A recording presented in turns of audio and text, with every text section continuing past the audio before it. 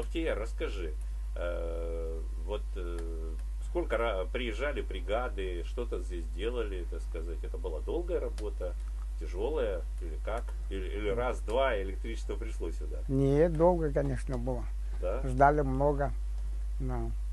А бригады, которые здесь работали, здесь все прикручивали, откручивали Да. и так далее. Ты же там тоже участвовал? Конечно, участвовал во всем. А потом вагончик после них мыл, да? Они же Да. все с сапогами как натопают, а Ну, потом грязно. тут вагончик моет. Ну.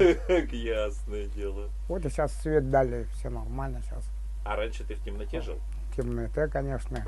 Ага. Как в каменном веке света не было. Ясно.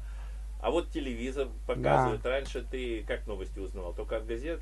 Да, только в газетах. Ага, теперь и телевизор. Ну Ну, а с да. продуктами что? Продуктом тоже нормально.